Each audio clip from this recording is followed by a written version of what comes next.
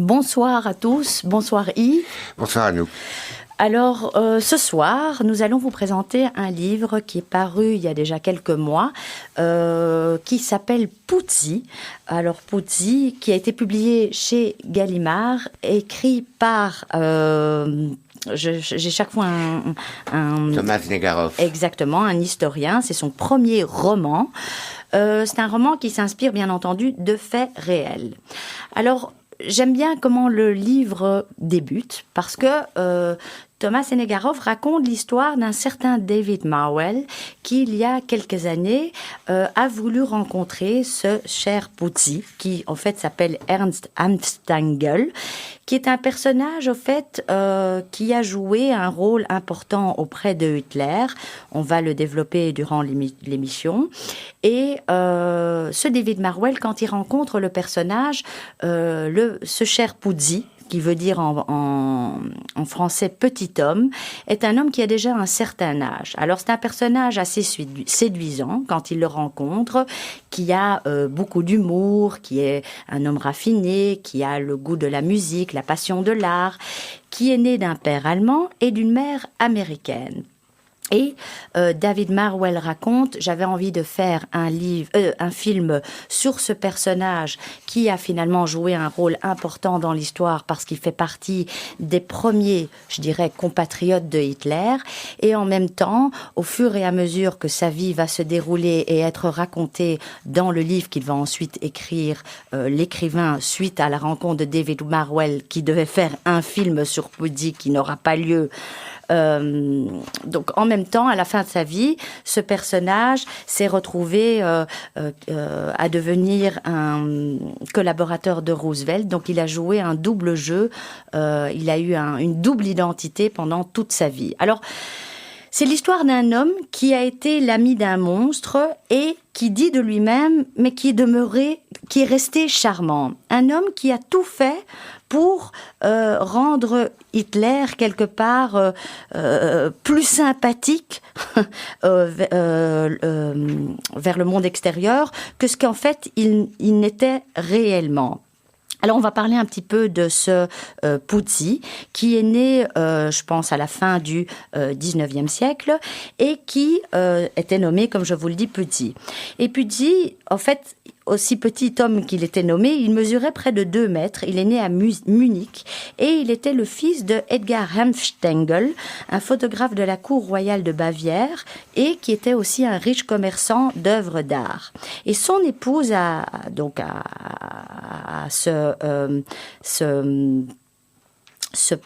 au père de Puzzi était américaine. Et donc, au départ, Puzzi est né en Allemagne et puis il va se rendre en 1911 aux États-Unis pour étudier à Harvard. Et il va rester là-bas aux États-Unis jusqu'en 1921, c'est-à-dire qu'il ne va pas participer à la Première Guerre mondiale dans laquelle ses 2 frères à Puzzi vont perdre la vie.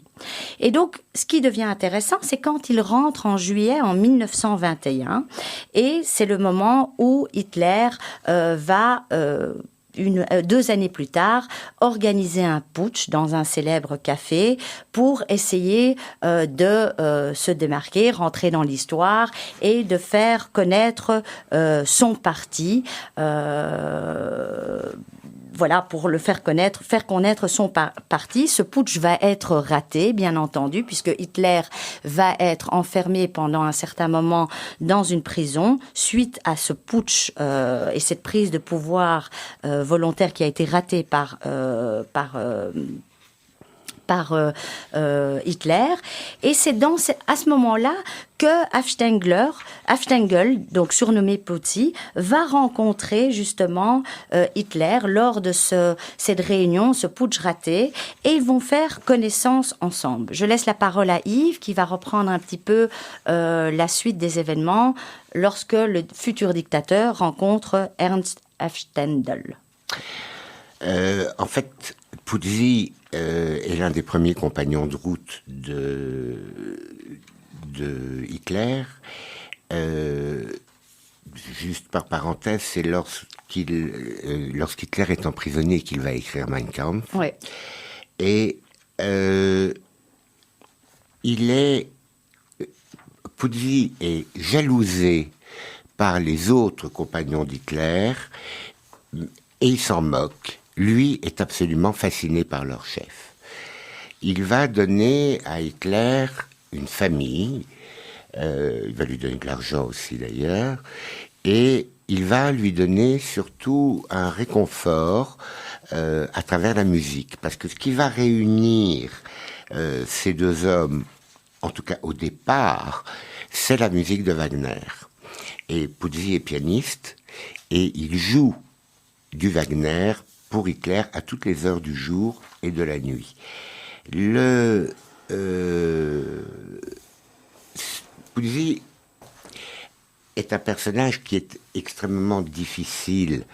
Il est difficile d'en parler parce que il a été l'ami d'un monstre, comme nous disait Anouk il y a un instant, et pourtant, il n'est pas fondamentalement antipathique, même si il est profondément nazi. Il est profondément nazi, absolument. Il dit d'ailleurs à plusieurs reprises, Hitler, c'est moi, c'est ma vie, c'est Hitler. Et il restera nazi jusqu'à la fin de ses jours. Simplement, il va connaître une ascension, comme tous les compagnons d'Hitler de la première heure. Il va connaître une ascension pendant les années 20 et jusqu'à la prise de pouvoir en janvier 1933. Il va être nommé directeur de la presse étrangère. Il n'est pas ministre, mais il l'espère. Et en fait, à partir de ce moment-là, il va commencer la chute. Alors en fait, ce que Yves explique bien, c'est que c'est l'histoire d'une amitié entre deux hommes, parce que comme le dit Yves, le foyer, la maison de Puzzi est devenu un foyer de substitution pour Hitler à ses débuts.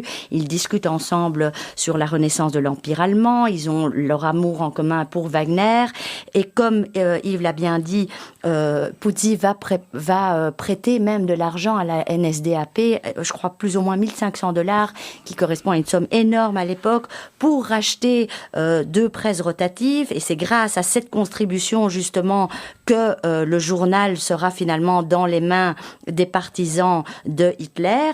Mais le problème de Puzzi, c'est qu'il ne partage pas les vues des rédacteurs en chef, ni du fameux Alfred Rosenberg, qui était donc célèbre, idéologue, exactement, philosophe mystique, qui était célèbre pour son racisme, son anticléricalisme et son antisémitisme virulent. Ce qui ne veut pas dire qu'Afstengel ne l'était pas, mais Afstengel, donc Puzzi, dû justement à son ascendance double et au fait d'avoir vécu pendant longtemps en Amérique, juge tous ces nazis finalement comme des gens incultes, dangereux, et c'est souvent les acolytes de Hitler. Et donc Afstengel, finalement, qui est apprécié par Hitler, va toujours subir finalement une humiliation et une forme d'abandon, parce qu'il n'ira jamais, même s'il est, et je le répète, profondément nazi, n'ira jamais à un esprit, je vais dire, et ne me comprenez pas mal, un esprit plus ouvert par rapport au monde extérieur que ses acolytes. Il suffit de voir le cas, justement, dans la presse. Il ne partage pas du tout l'avis ni de Göring, ni de Goebbels. Alors, il a un ennemi très spécifique, qui est Goebbels, justement. Tout à fait. Il y a une véritable haine entre les deux, parce que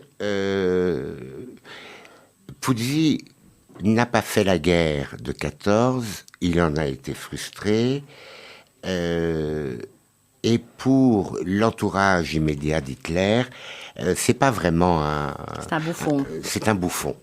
Et donc, il va néanmoins continuer à s'accrocher à tout cela, malgré les humiliations, malgré tout ce qu'on peut lui faire subir, parce qu'il a une grande idée à laquelle il tient énormément. C'est lui dont la mère est américaine et le père allemand.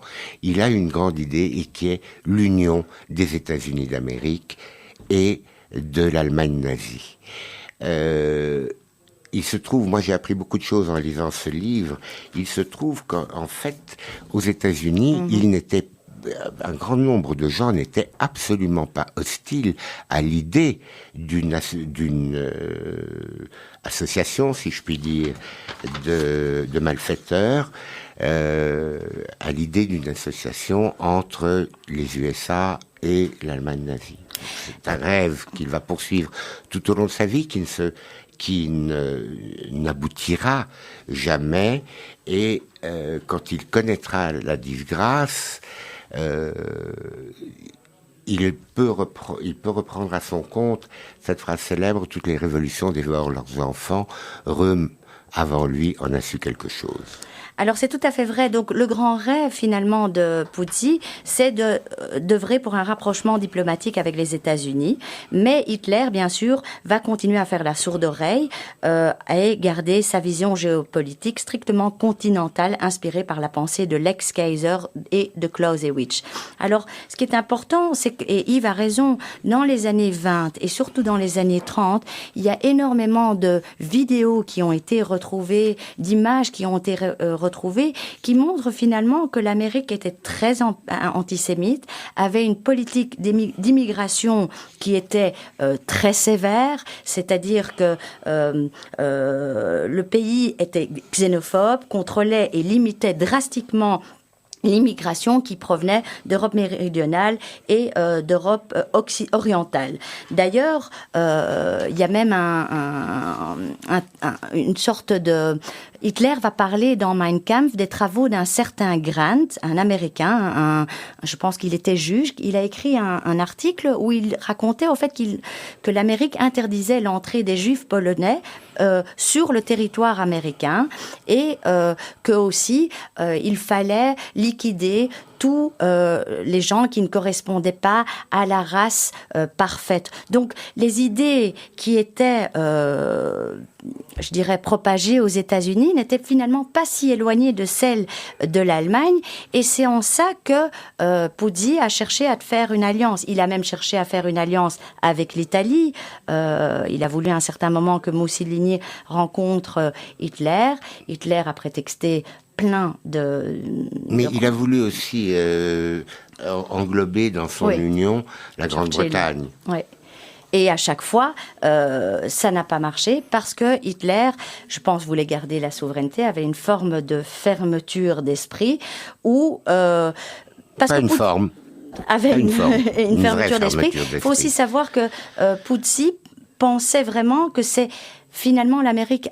c'est par les États-Unis que la Première Guerre mondiale a été perdue par l'Allemagne. C'est justement à cause des États-Unis, parce que en très peu de temps, il y a eu un apport en matériel et en personnes qui était énorme, et c'est ça justement qui a fait que l'Allemagne a perdu. D'où l'importance pour Puzzi de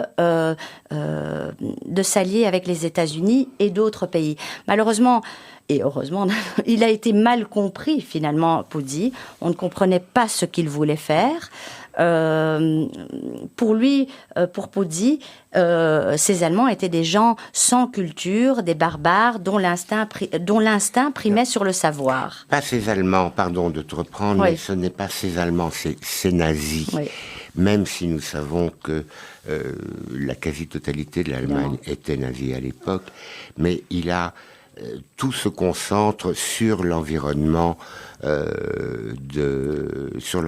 d'Hitler, Göring, Goebbels, Himmler et tous les autres, enfin ceux dont certains seront jugés ensuite au procès Nuremberg. Je voudrais juste sortir un tout petit peu du livre, parce que j'ai appris beaucoup de choses en le lisant, des choses que j'ignorais complètement, parce que finalement, c'est la première fois qu'on a la possibilité de lire sous une plume qui n'est pas une plume allemande, comment était le Reich, le Troisième Reich, de l'intérieur. De ce point de vue-là, il y a beaucoup de choses là-dedans, mais il y a aussi, ça m'a beaucoup frappé. C'est vrai que je l'ai lu au moment, entre autres, où il y a eu l'attaque du Capitole, mais j'ai retrouvé dedans un certain nombre de comportements qui sont les comportements qu'avait Trump. Je suis tout à fait d'accord avec toi. Moi, en fait, ce qui m'a plu aussi, comme Yves le dit, c'est qu'on voit comment fonctionne le système nazi de l'intérieur chez les dirigeants. On voit finalement à quel point il y a des jalousies, il y a toute une cour autour de Hitler. Et Puzzi, qui finalement a toujours été à côté de l'histoire, parce qu'il a toujours voulu faire l'histoire, mais il a toujours passé à côté, puisque en 14-18, lui a été reproché de ne pas avoir fait la guerre. Ensuite, lui a été reproché de ne pas avoir la même attitude que les autres nazis, que ce soit par rapport à la presse. On l'a tenu, même s'il dirigeait la presse étrangère et qu'il devait, au fait, faire preuve d'une bonne étiquette vis-à-vis du monde extérieur pour représenter l'Allemagne. Il jouait ce rôle à merveille, mais finalement, il est resté en dehors parce qu'ils ont pris après un Goebbels pour être ministre de la propagande. Goebbels qui dirigeait la presse aussi et qui a été beaucoup... Qui va lui prendre petit à petit sa place. Et qui est beaucoup plus virulent aussi. Oui, c'est un panier de crabes en fait, comme toujours. Il y a le pouvoir central et puis il y a toutes les crapules qui s'agitent autour. Lui... Puzzi regarde ça avec une certaine distance. Il est, c'est ce que je disais au tout début, nazi il est, nazi il reste, nazi il restera. Là-dessus il n'y a pas l'ombre d'un doute. Il a une formule qui équivaut à dire Hitler c'est moi. Oui. Tout à fait. C'est d'ailleurs... C'est presque une relation homosexuelle. Oui, on se pose la question de savoir s'il n'y a pas une relation homosexuelle entre les deux hommes. Et il aime Hitler d'amour. Il déteste la cour d'Hitler. Oui. Et ensuite, lorsque la disgrâce va s'amplifier, il va, par toute une série de manœuvres, finalement fuir l'Allemagne, passer au Canada, où il va faire de nombreux séjours dans des camps, mais dans des conditions qui étaient notablement différentes des camps nazis, et il va aboutir dans un camp américain où il va proposer à Roosevelt de lui donner des indications sur Hitler et l'hitlérisme, et il va travailler avec Roosevelt pendant des années jusqu'au jour où Roosevelt n'en a plus besoin, et il retourne à Munich. Et les cartes du pouvoir. Il retournera à Munich, mais après la guerre. Tout à fait. En fait, cet homme a toujours été à côté. Il se voulait électron libre, mais en fait, non, il n'a pas été électron libre parce que, comme le dit très bien Yves, il est nazi. Faut pas l'oublier, même s'il donne une image beaucoup plus sympathique du nazisme, même si c'est un homme par sa vie qui est beaucoup plus ouvert au monde, sur le monde extérieur, par sa vie personnelle, par ses goûts, par ses curiosités. C'est un homme qui est plus ouvert, mais pourtant, c'est une relation finalement déçu avec Hitler. C'est un amour déçu. C'est un amour déçu, exactement. C'est un abandon. Et c'est cette histoire-là qui est racontée parce que c'est un homme, finalement, qui a des grands projets et qui, même au moment où il y a la guerre, se retrouve emprisonné au Canada, dans des camps de prisonniers, où il fait, parce qu'il y a un passage qui raconte, où il imite, il est donc avec d'autres prisonniers allemands, où il imite Goebbels, où il imite Hitler, il se retrouve à parodier toute cette cour, et puis évidemment, il s'arrange pour trouver un nouveau boulot, parce que c'est comme ça qu'on ne peut pas le présenter autrement, auprès de Roosevelt, mais en fait, il est toujours à côté, mais il n'est jamais dans l'action même.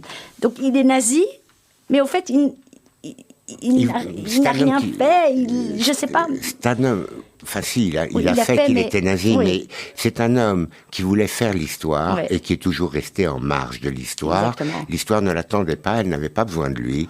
Il ne l'a pas compris, il en a profondément souffert, ça c'est très très clair.